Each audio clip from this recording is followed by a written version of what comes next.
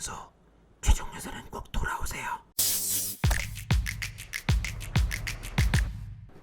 대한민국 대표팀이 피파 랭킹 94위죠. 조지아를 상대로 2대2 무승부를 거뒀습니다. 이 얘기를 하기 전에 저희 김종윤 기자가 저한테 도계자를 받고 시작하라고 해가지고 하고 시작하겠습니다. 자. 죄송합니다.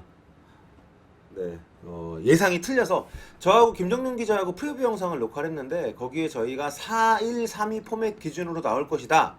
이강인 선발 출전은 어려울 것이다. 뭐 여러 가지 얘기를 했는데요. 그리고 선발로 김신욱 아니면 황의정은 나올 것이다 했는데 이정엽이 나왔고 싹 틀렸습니다. 그리고 스코어도 저는 뭐 무승부는 맞췄지만 저는 0대0이라고 했었고 우리 김정윤 기자 2대0 승리인가 그렇게 예상을 했기 때문에 저희가 싹 틀려서 일단 도계자를 받고 시작을 하도록 하겠습니다. 자, 뭐 예상은 틀렸지만 개인적으로 굉장히 좀 반가웠어요. 여러분도 아시겠습니다만 우리의 벤투 감독님께서는 선수들을 허투루 데뷔전 기회를 주지 않는 감독이잖아요. 일단 소집을 하게 되면 첫 소집 때는 잘하면 교체 투입 아니면 아예 투입을 안 시키는 감독인데 이번에는 이강인 그리고 이동경, 구성윤 선수를 데뷔를 시켰습니다. 뭐 구성윤 선수는 계속 소집이 됐다고 합니다만 이강인이나 이동경 같은 경우는 아예 교체로 뛴 적이 없는 선수들인데 이동경은 교체로 또 우리 이강인 선수는 선발로 출전을 하면서 A매치 데뷔전 역사를 새로 쓰게 됐습니다. 자, 그럼에도 불구하고 경기 내용 자체가 썩 좋지는 않았습니다. 사실 이번 경기가 벤투 감독이 3백을 쓴 세 번째 경기인데요. 3백 쓸 때마다 결과가 썩 좋지는 않습니다. 그러니까 한국 시간으로 1월 1일에 했었던 사우디아라비아전 그때는 이제 아시안컵 개막을 앞두고 테스트를 했던 그런 상황이었고요. 지난 6월 달에도 호주전이었죠. 네, 3백을 쓰면서 나름 테스트를 했었는데 3백을 쓸 때마다 썩 좋지가 않았단 말이에요, 내용이. 근데 그럼에도 굴하지 않고 이번 조지아와의 경기에서 과감하게 3백을 다시 꺼내 들었습니다. 3백에 박지수, 김민재, 권경원을 썼고요. 상당히 모험적인 시도를 했습니다. 저는 일단 박수를 쳐주고 싶어요. 그러니까 이 벤투 감독 자체가 굉장히 보수적인 운영을 해왔고 대표팀 감독이 대표팀을 소집할 수 있는 기회 자체가 굉장히 제한되어 있기 때문에 자신이 할 수 있는 어떤 최상의 전술을 실전에 투입하는 걸 원칙으로 삼았던 분인데 이번에는 월드컵 개막을 앞두고 있기도 합니다만 월드컵에선 굉장히 좀 도전적인 기용을 했다는 점에서 저는 개인적으로 좀 박수를 쳐드리고 싶습니다. 양쪽에 황희찬과 김진수 윙백을 쓰면서 3백을 운영을 했고 그 앞쪽에 백승호 선수를 원볼란치로 뒀고요. 또 그 앞에 이제 이강인과 권창훈 선수를 2선에 배치를 했기 때문에 상당히 공격적이면서 수비 부담을 좀 안을 수밖에 없는 그런 포맷을 썼습니다.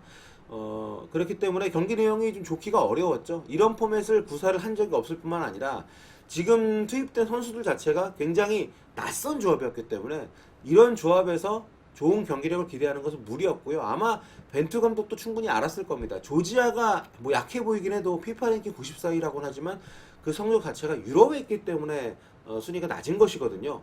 유럽에 있는 팀들은 아무래도 유럽 팀들을 만나다 보니까 피파 랭킹 점수를 찾기 어렵기 때문에 실제적으로도 경기 보신 분들은 아시겠습니다만 우리의 문제도 문제지만 조지아 선수들이 굉장히 짜임새 있게 조직력 있는 경기를 보여줬습니다.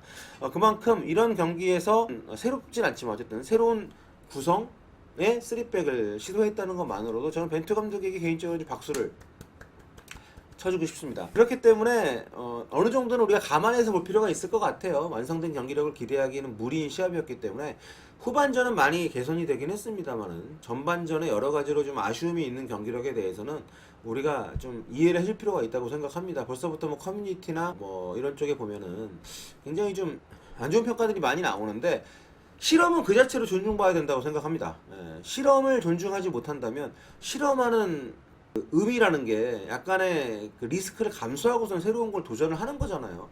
그런데 이런 실험을 했을 때 경기력이 엉망이니 뭐 왜 이런 선수를 여기에 썼니 이런 식으로 비판하기 시작하면 그 뒤로는 뭐 어떤 시도도 할 수가 없기 때문에 저는 이번 실험은 그 시도 자체에 우리가 박수를 일단 보낼 필요가 있다고 생각을 하고요. 문제는 이제 닷새 뒤에 펼쳐지는 투르크메니스탄과의 월드컵 2차 예선 첫 경기가 될 겁니다. 이 투르크메니스탄 홈에서 경기가 진행이 되기 때문에 결코 쉽지 않은 승부가 될 거고요. 이용 김태현 부상이냐고 했는데 일단 황희찬 윙백 카드를 써보고 싶어 했던 것이라고 저는 생각을 합니다. 예. 그리고 그 투르크메니스탄이 무조건 잠글 거라고 저는 생각하지 않습니다. 이 팀이 내려앉을 거라고 생각하지 않고요, 무조건. 우리가 잠그는 팀들을 상대로 한 전술을 미리 시험했다기보다는 새로운 방식으로 상대의 허를 찌를 수 있는 플랜 B에 대한 어떤 완성도를 높일 수 있는 그런 경험이라고 생각을 하기 때문에 오늘 경기는 오늘 경기 자체로, 게다가 어쨌든 간에 뭐 아쉬운 경기력이긴 해도 지진 않았기 때문에 어느 정도는 좀 박수를 쳐줄 수 있는 그런 필요가 있다고 생각을 합니다. 오늘 경기에서 드러난 약점과 기대할 만한 부분들, 그런 부분들에 대해서 얘기를 해보도록 하겠습니다. 뭐 당근업자님께서 얘기를 하신 대로 같은 조의 북한은 일단 2차 예선 이미 시작을 했죠. 그러니까 우리 H조에서 우리만 경기가 없었고 나머지 팀들이 경기했는데 북한은 레바논을 잡았고요. 자, 다시 오늘 경기로 돌아와서 우리가 이제 3백을 쓰면서 조지아를 상대를 했는데 조지아가 결코 약한 팀이 아닙니다. 그렇기 때문에 우리가 좀 고전을 많이 했습니다. 좀 낯선 조합인데다가 선수들 자체도 본인에게 주어진 어떤 위치에 대한 임무가 완전히 좀 숙지가 안 된 느낌도 있었고, 특히 황희찬 같은 경우에는 이번에 재차 측면 윙백으로 시도를 했습니다만은 뭐 경기 보신 분들 많이 동의하실 겁니다. 황희찬 선수 쪽에 분명히 수비적인 불안감이 있었기 때문에 이걸 다시 쓰기에는 확실히 좀 부담이 있을 것 같아요. 10월 15일 경기는 우리가 평양 원정으로 좀 잡혀 있습니다. 물론 북한과 관련된 모든 상황들은 좀 너무 유동적이기 때문에 아직까지 확신할 수 없긴 합니다만, 자, 뭐 간격 얘기 하시는데, 그러니까 간격 얘기도 지금 뭐 그림을 저희가 보여드릴 수 없으니까 우리가 3백 앞에 백승호 선수를 두고 그 앞에 이 권창훈과 이강인을 두고 이정엽과 이제 손흥민 선수를 했단 말이에요. 그러니까 형식상으로는 이렇게 사중입니다만 실제로 보시면은 이강인, 권창훈 선수도 수비보다는 공격적인 특화가 되어 있는 선수들이고, 물론 권창훈 선수가 수원 시절에는 뭐 중앙 미드필더로 수비 가담도 많이 했다고 합니다만 백승호 같은 경우에도 아무래도 그 볼란치 역할이라기보다는 좀 더 공격적인 부분에 우리가 기대할 수 있는 선수이기 때문에 사실상 중원에 있는 3명의 미드필더들이 뭐 압박에 분명히 좀 뭐 강점이 있는 선수들은 아니라고 봐야죠. 근데 그런 것을 벤투 감독이 몰랐던 것은 아니에요. 그런 것을 감안하고 투입을 했다는 것은 공격 전개 과정에서 투톱의 역량을 최대한 끌어낼 수 있는 어떤 그런 차원에서의 기용이었다고 봅니다. 게다가 양쪽 측면 풀백조차 왼쪽이 김진수나 오른쪽에 황희찬, 뭐 크로스나 혹은 돌파를 통해서 측면 공격을 지원할 수 있는 선수들을 기용을 했기 때문에 상당히 공격적인 전술이었고요. 이것이 물론 김신욱 선수가 오늘 출전하진 않았습니다만 플랜 B로서 어떤 잠그는 팀들을 상대로 했을 때 어떤 그 대안으로서 기용할 수 있는 그런 카드라고 개인적으로 생각을 합니다. 그렇기 때문에 이런 시도 자체에 대해서 우리가 좀 인정을 해줄 부분이 있다는 말씀 다시 한번 드리고요.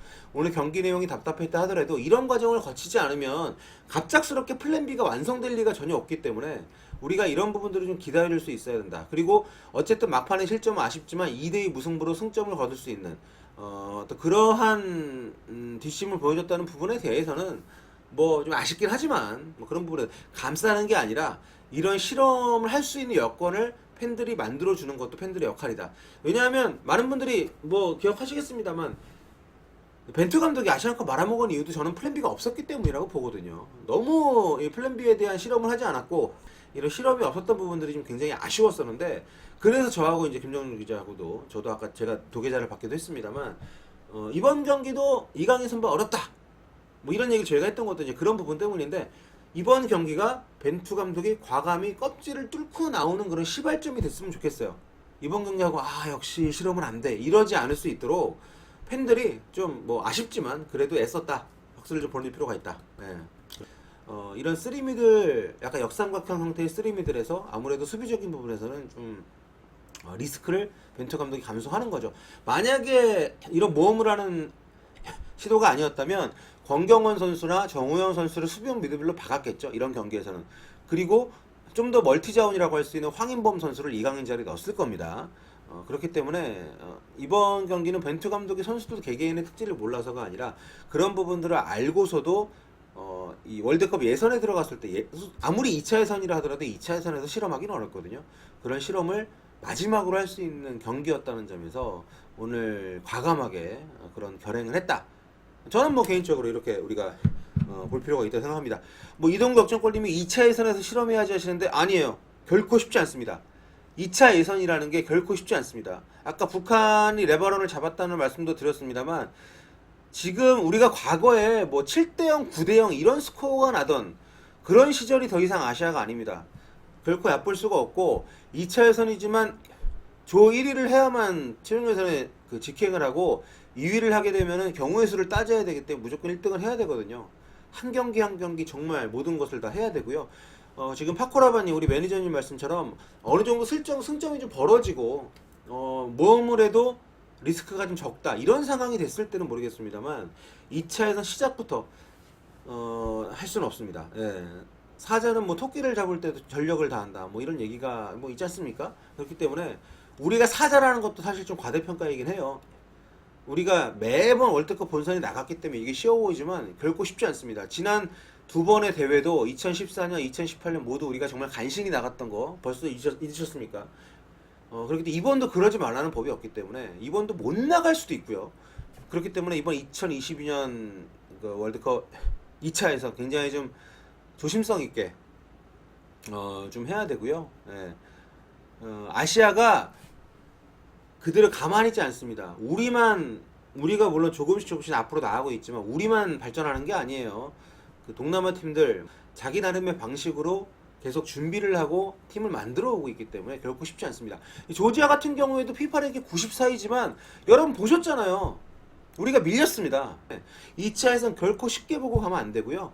그런 점에서 여러분 오늘의 이런 실험 그 자체로 일단 뭐 아쉬운 경기이긴 하지만 인정을 해주고 넘어가자. 그게 이제 제가 해드리고 싶은 그런 말씀입니다. 네. 자 그리고 저는 이번 경기에서 백승호 선수를 이 원볼란치를 쓰는 것에 대해서 벤투 감독도 좀 많은 고민을 좀 하게 되지 않을까. 결국에는 정우영이나 이번에 주세종이 빠지긴 했습니다만 좀 더 전문적으로 그 자리를 볼 수 있는 선수에게 맡기지 않을까 개인적으로 그런 생각이 들었습니다. 백승호 선수의 강점이 수비는 분명히 아니기 때문에 게다가 이런 어떤 컴피터티브한 경기에서 이 선수를 쓰기에는 이 선수가 소속팀에서 경기를 꾸준히 뛰고 있지 않고 그렇기 때문에 게다가 아직 어리고요. 좀 더 경험이 있는 선수가 필요해요. 3백을 쓰든 4백을 쓰든 수비 라인 앞쪽에서 그걸 지켜주는 역할 그러면서 앞쪽으로 뭐 볼을 연계를 시켜줘야 되는 역할을 하는 선수에게는 경험이 굉장히 중요하고 그것이 평가전이 아닌 월드컵 예선이라면 좀 더 경험이 있는 선수가 필요할 거라는 생각을 좀 했을 것 같다는 생각이 들고요. 또 그렇게 기용을 해야만 앞쪽에 좀 더 공격적인 선수로 하여금 최전방 투톱을 좀 지원할 수 있는 역할을 할 수 있기 때문에 많은 고민이 되지 않을까 생각이 됩니다. 그리고 오늘 제가 마지막으로 드리고 싶은 말씀은 최전방 공격수 조합인데요. 황의조 선수가 지금 3경기 연속골이고 정말 놀라운 결정력으로 3경기 4골을 뽑아냈습니다. 그런데 문제는 손흥민이 계속 터지지 않고 있는 거예요. 이게 문제가 되는 게 뭐냐면 손흥민이 대표팀의 정신적인 지주잖아요. 본인이 스스로 부담을 많이 느끼고 있고 그렇기 때문에 이번에 황의조의 골을 돕긴 했습니다만 본인이 그 부담을 떨쳐내는 게 중요하기 때문에 이번 평가전 때 어느 정도 해소를 좀 했으면 하는 마음이 개인적으로 있었거든요. 근데 그러지 않았기 때문에 대표팀 내에서는 이 부분이 분명히 좀 문제가 되는 여지가 있다고 생각을 하고 그렇다면 투톱을 고집하기보다는 손흥민 선수가 소속팀에서도 그렇고 대표팀에서도 오랫동안 본인의 어떤 장점을 활용을 했었던 왼쪽 윙어로 오히려 차라리 이전을 시켜주는 것이 어떤가. 그러면서 오히려 중앙의 미드필더, 공격형 미드필더 한 명 늘릴 수 있고요. 그런 식으로의 좀 더 좀 변화가 필요하지 않나라는 생각을 조심스럽게 좀 했습니다. 황희찬 같은 경우에 오늘 자기 본위치가 아닌 곳에서 투입이 됐기 때문에 신태용 감독이 이청용 선수를 윙백으로 투입을 했을 때 굉장히 이청용 선수가 고전을 했잖아요. 황희찬을 윙백을 시키는 것은 그 자체로 좀 황희찬 선수의 굉장히 좀 그 무리한 요구였기 때문에 오늘 경기를 가지고 황희찬 선수를 평가하는 것은 저는 좀 부당하다라고 생각합니다. 어쨌든 이런 부담 없는 평가전을 통해서 우리가 이걸 확인할 수 있었다는 것만으로도 굉장히 의미 있는 그런 어떤 경기가 아니었나. 자, 어쨌든 5일 뒤에 있을 투르크메니스탄과의 경기에서는 좀 더 우리가 리스크가 적은 완성도 높은 구성으로 나와서 꼭 승점 3점을 땄으면 좋겠습니다. 네. 오늘의 결론! 우리 대표팀에는 볼줄 좋고 수비 지원이 되는 수비형 미드필더가 필요하다. 기성용 선수 최종 예선엔 꼭 돌아오세요.